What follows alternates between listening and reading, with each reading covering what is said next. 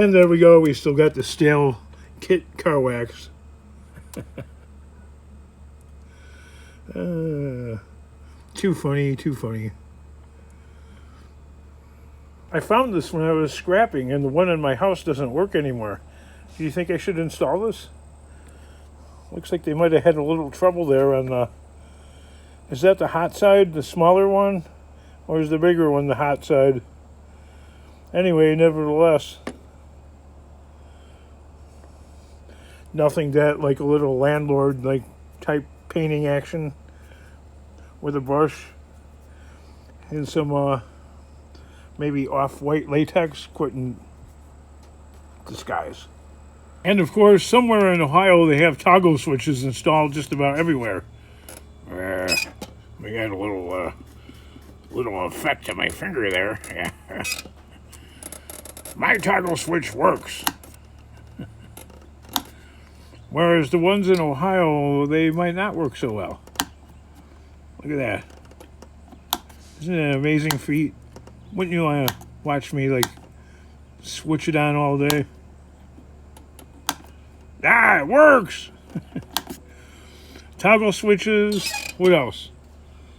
Toggle switches. Battery chargers. Actually, I like the old-fashioned battery chargers more than the newer ones with the little brain box inside, because if the dang battery is like all the way completely dead, most of the times they won't charge it. So we got this kind of dreamer right here. A 10 amp, 6 and 12 volt manual battery charger.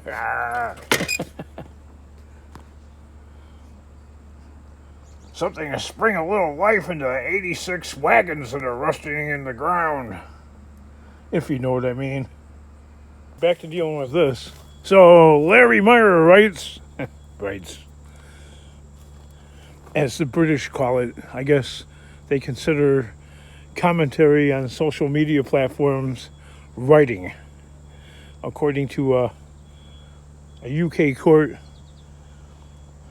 somebody is being sentenced to, I don't know the name of the person, but 20 months in prison for something objectionable, according to them anyway, that he posted on Facebook. I think it was Facebook. So over here in America, so far they can only put you in social media platform jail. But over in the UK, you could actually get sentenced to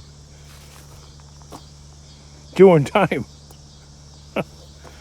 Wow. I think that's coming our way, actually. That's usually what happens across the pond. Somehow or another finds its way over here. Even though we had like a little tea party discussion about that a couple 100 and something years ago. See where it got us? Same place we were in way back then. Well, I got it split into two, and the wheel separated. We have this part, and then lastly cutting through the bumper here, and yes, we have yet another pickup truck behind all this.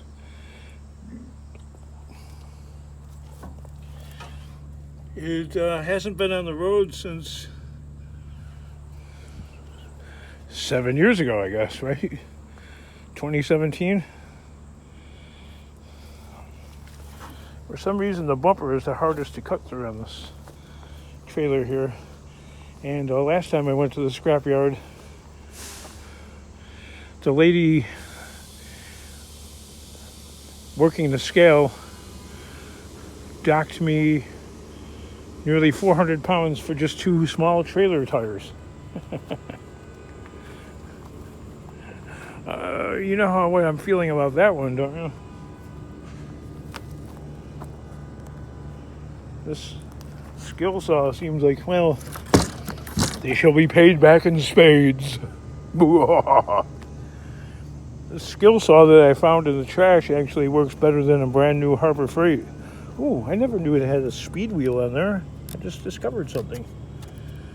Wow. Look at that.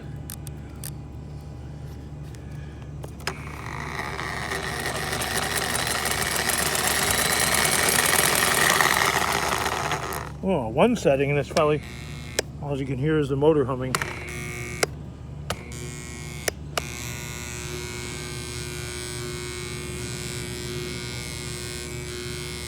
Now we'll get like a statement from somebody like Scrap Farm. King, you're going to destroy the motor.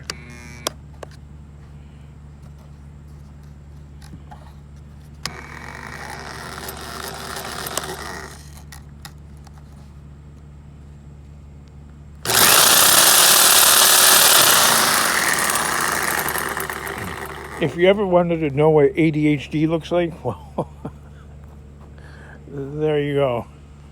Can't stay focused, cannot seem to stay on one stinking project. With the price of scrap so low, this is where you actually end up losing money, no matter what kind of tool you use for cutting scrap metal. I'm using a Sawzall blade. I don't care if you get them in bulk or what. You're losing money on it. Not only the time, but the destroyed blades. And I just destroyed a really good blade that I had found.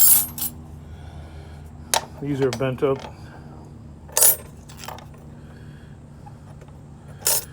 But that's not the end of them, because I'll pound them back into shape.